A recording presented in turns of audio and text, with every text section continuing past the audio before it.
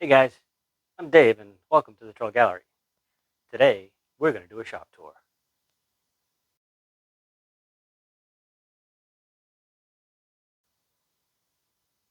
I'm sure you've seen a lot of shop tours, and this isn't going to be all that different, with the exception of I don't have a big fancy shop full of big fancy equipment, at least not yet. Decided to do this because, well, eventually this shop will go away, and I am replacing it with one that's much larger. But more importantly, to let you guys know that you don't need a lot of space or a lot of equipment to make some really nice furniture or woodworking or whatever it is that you're working with. What you have is probably good enough to get going with.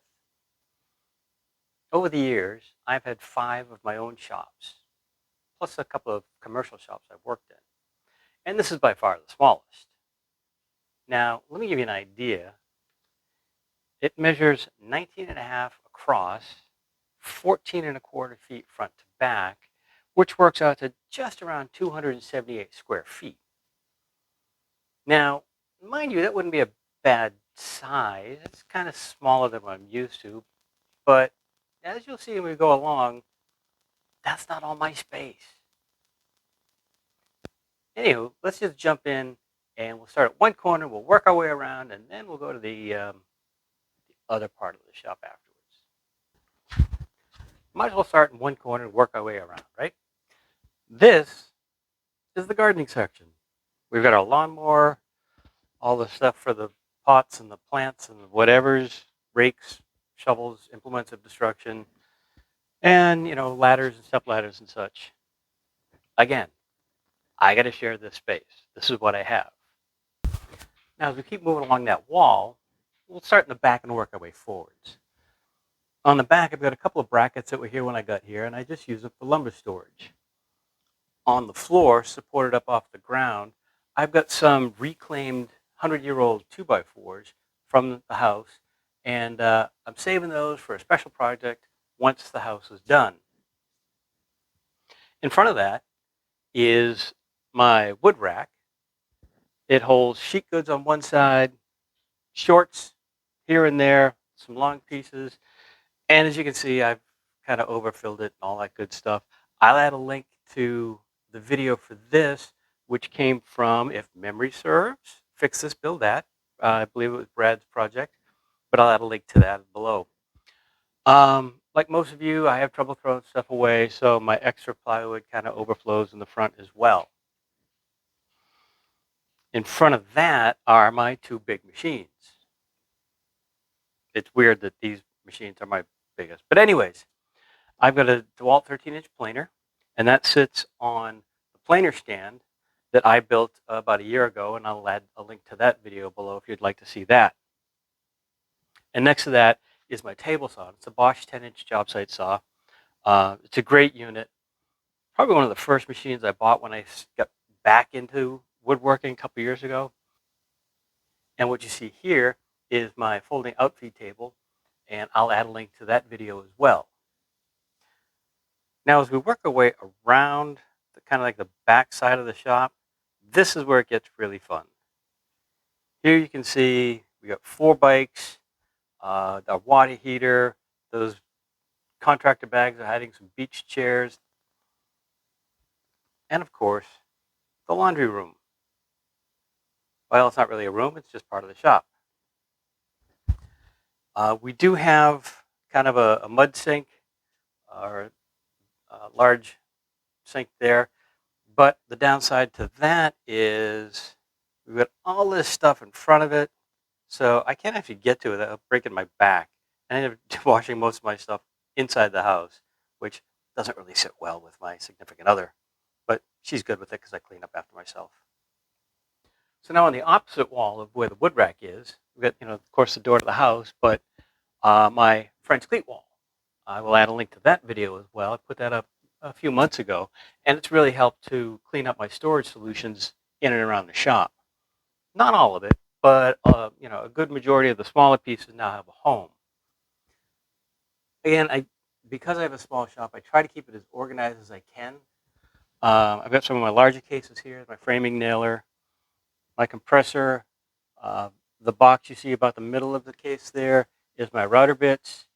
And I've got some cases that I've scavenged over the years. That blue one here carries all my Kreg stuff for my pocket holes, pin nailer, brad nailer, biscuit joiner, and I don't know if you can see it or not, tucked in the back corner there is my morticing attachment for my drill press.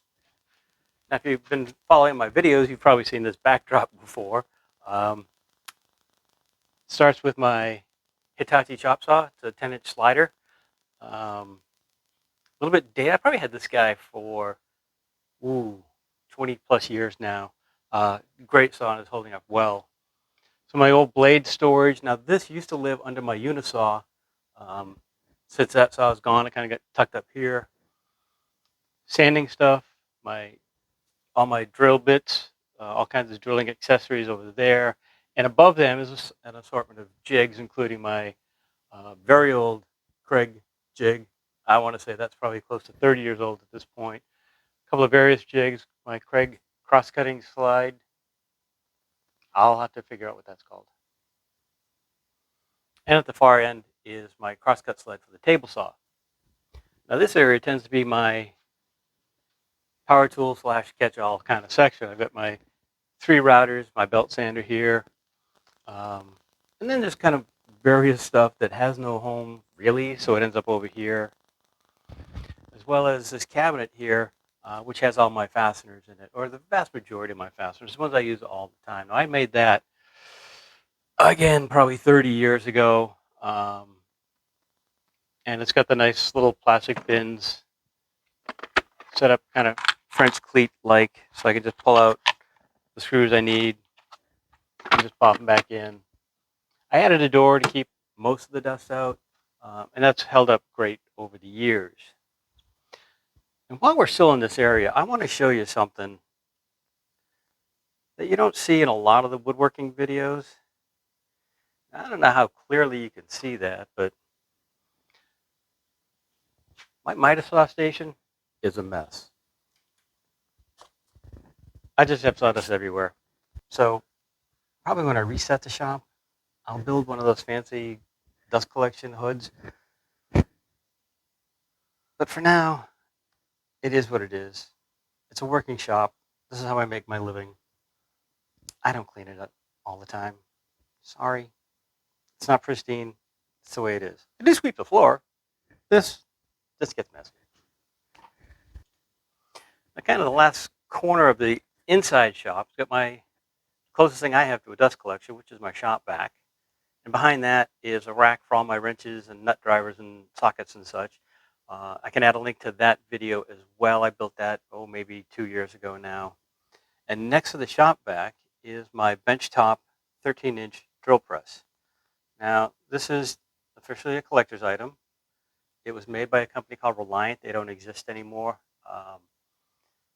And this is probably, again, one of my oldest tools, probably going back 35 years or so. Great little tool. You have to get creative when I need parts, but that's okay. The parts bin you see behind the drill press, however, basically came with the shop. I have no idea it's in there. I've been here 2.5 years. It's just stuff, and I pile my nails on it. That's the way it goes.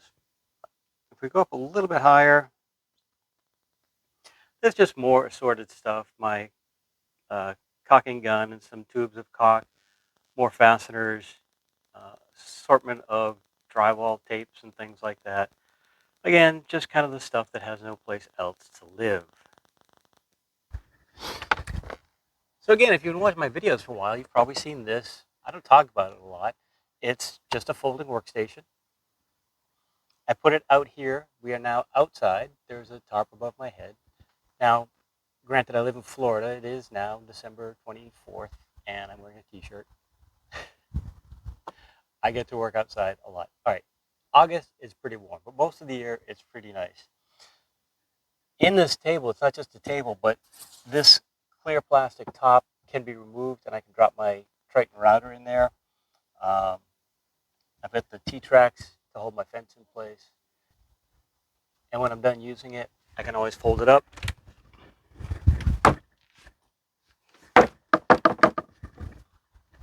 and get it out of the way. If you're wondering about those bricks, they came from our house. There was a chimney inside one of the walls, and I took it down brick by brick, cleaned them up, and we're going to repurpose those once we rebuild the house. I do want to show you one other feature of my shop, kind of like the last area that we're going to cover today. And I like to call this the spray booth. Maybe the finishing room. Call it what you will. I'm currently working on a fairly large piece. Most of my finishing is done outside. Usually I do it under the tarp just to keep things from falling on the finish while I'm working. But in this case, the pieces are so large, there's so many of them, I've got them spread out all over the yard. So that's my shop. It's not big, it's not fancy, but for now it gets the job done. I'll add a list of the majority of the equipment that I have here below so that you can see what kind of things I'm working with, both the items that live here in my shop and a lot of the things that live in my truck.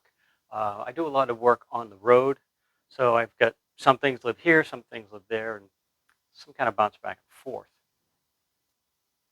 As I said earlier, one of the reasons I wanted to show you guys my shop is when you look at some of the shops that are on YouTube, they're amazing. They've got, you know, millions of dollars worth of equipment, and they're immaculate.